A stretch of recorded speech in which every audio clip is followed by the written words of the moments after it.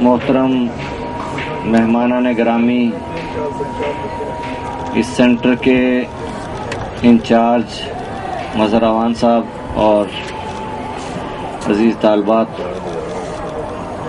آپ سب کو بہت مبارک ہو جس سیل پوائنٹ کا آپ نے افتتاح کیا ہے۔ یہ ہمارے اس تعلیم روزگار مشن اور علم و ہنر فاؤنڈیشن کے لیے ایک انتہائی اہم قدم ہے،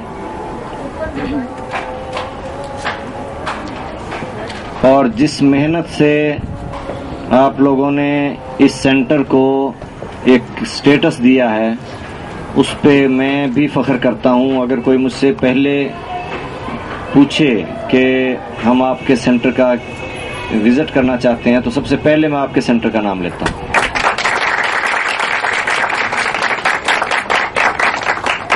یہ مظہر اعوان صاحب کی مینجمنٹ بھی ہے اور آپ سب کی محنت اور اس میں دلچسپی ہے۔ اللہ تعالیٰ ہماری پوری قوم میں ایسا جذبہ بیدار کرے کہ ہم سب علم و ہنر سے آراستہ ہوں، پوری قوم ہو بلکہ پوری امت ہو۔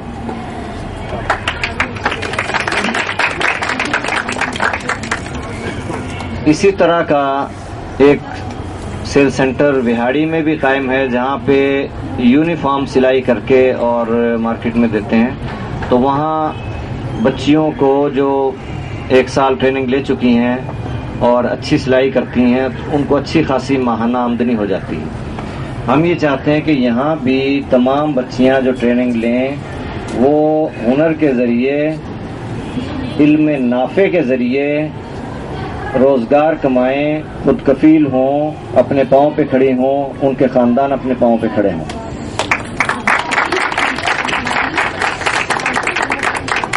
سلائی کے علاوہ باقی چیزیں بھی، ڈیکوریشن پیس وغیرہ جو جس میں صلاحیت ہو وہ بنائیں، اور اپنی اس میں لیبر ڈال کے جو کاسٹ آئی ہے اس کے مطابق فکس پرائس پہ یہاں رکھ دیں، جو چیز سیل ہو جائے اس کی پیمنٹ ان کو ہو جائے۔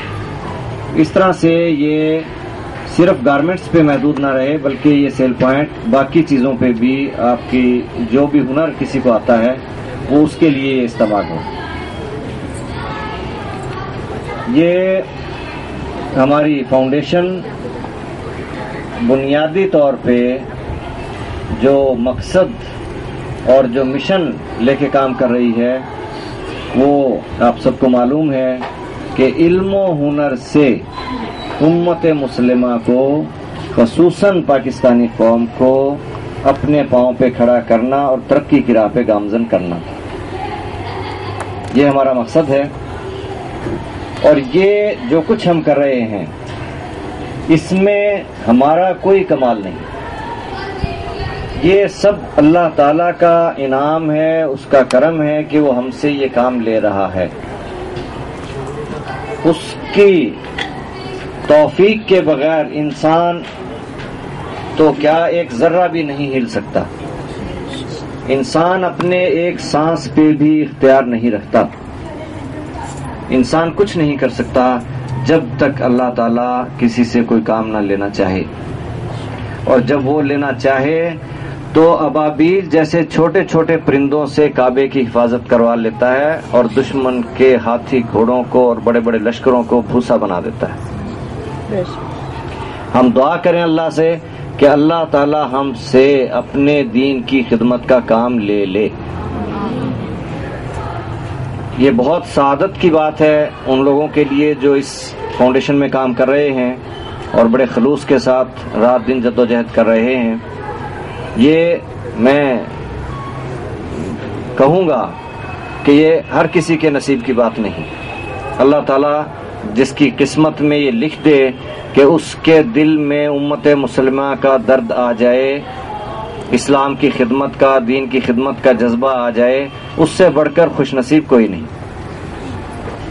اور جب تک وہ نہ چاہے تو کچھ مل نہیں سکتا۔ جو کچھ بھی ہم نے کیا، جو کچھ بھی منظر عام پہ آیا ہے، جو کچھ بھی لوگ تعریف کرتے ہیں، یہ سب اس کی ہی دین ہے، اور وہ ہماری کسی محنت کا محتاج نہیں ہے۔ ہم اس کی ہر لمحے محتاجی کے پابند ہیں. وہ زمین، آسمان، پہاڑ، سمندر، دریا، تمام مخلوقات کا پیدا کرنے والا، وحدہ لا شریک، کوئی اس کا شریک نہیں. وہ ہر چیز پہ قادر ہے، کن فیکون سے تمام وہ کام کر دے جس کے لیے ہم جدوجہد کر رہے ہیں. پوری دنیا کے انسان علم و ہنر پہ بھی آ جائیں، خوشحالی پہ بھی آ جائیں، مشکلات بھی ساری ختم ہو جائیں، ایمان اور اسلام پہ بھی آ جائیں، پرچم اسلام بھی لہرا جائے، سب کچھ وہ ایک لفظ کن فیکون سے کر سکتا ہے. لیکن اس کا ایک دستور ہے، ایک قانون ہے، اور یہ جو کائنات بنائی گئی ہے اس میں اس نے کچھ ضوابط رکھ دیے، ورنہ وہ جو چاہے، اسے کوئی پوچھنے والا نہیں، وہ جو چاہے کر سکتا ہے. تو ایسے مالک اور ایسے خالق اور ایسے رب کی رضا کے لیے ہمیں کام کرنا ہے، اور کام کرنے کا طریقہ وہی ہوگا جو اس نے بتایا، اور اس نے جو بتایا اپنے قرآن میں بتا دیا. لہذا قرآن کو سمجھ کر پڑھیے، قرآن کو ہمیشہ بات ترجمہ پڑھیے، اس کی تفسیر میں جائیے، قرآن کو سمجھنے کی کوشش کریں. یہ کتاب ہمارے پریکٹیکل لائف گزارنے کے لیے آئی ہے، صرف الماریوں میں سجانے کے لیے نہیں آئی. اور پھر اس قرآن کے ذریعے ہدایات دے کر ہمارے سامنے عملی نمونہ بھی پیش کر دیا. نبی کریم صلی اللہ علیہ وسلم کی سیرت میں ایک مکمل نمونہ حیات موجود ہے. لہذا سیرت النبی کی کتاب، اسوہ حسنہ کی کتاب ضرور پڑھیے تاکہ ہمیں یہ پتہ ہو کہ زندگی گزارنے کا طریقہ کیا ہے.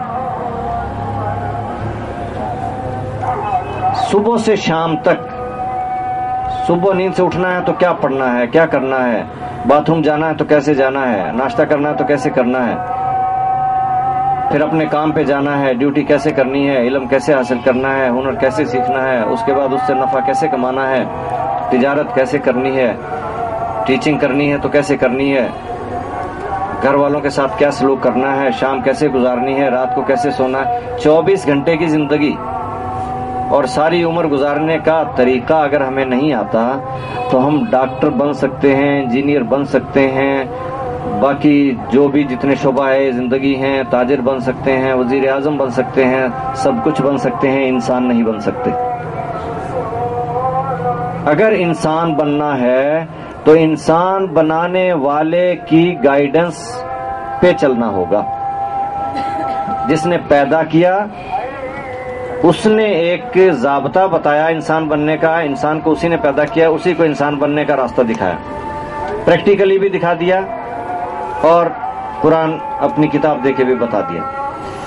اس کی ہدایات کے بغیر انسان سب کچھ بن سکتا ہے مگر انسان نہیں بن سکتا.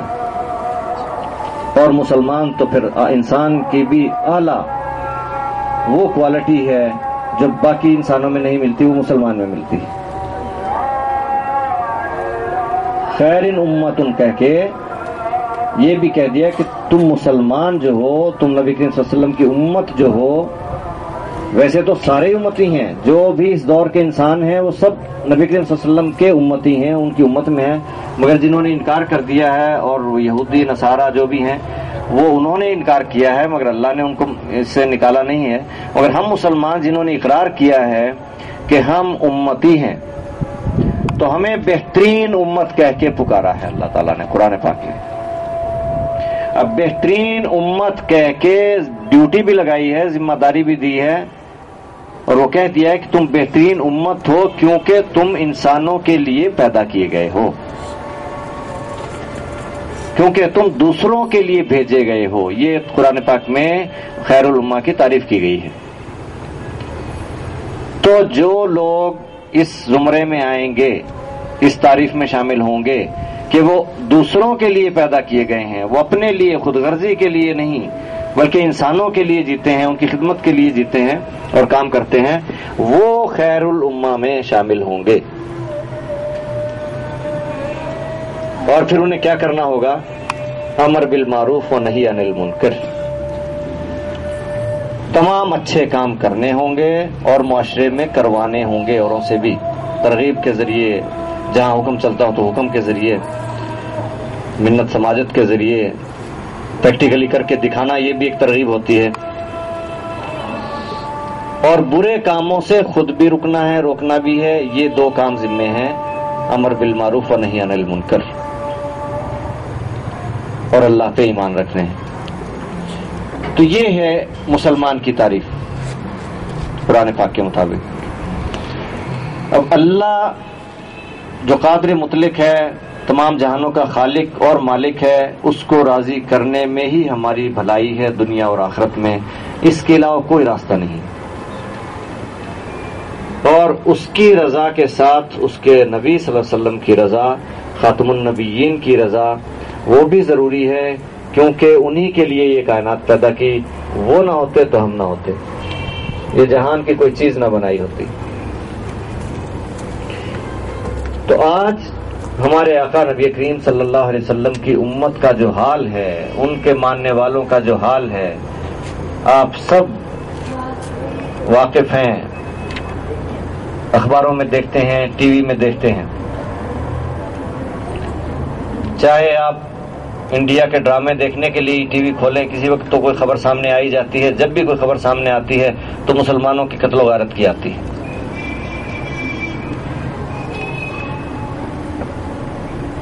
انڈیا کے ٹی وی کے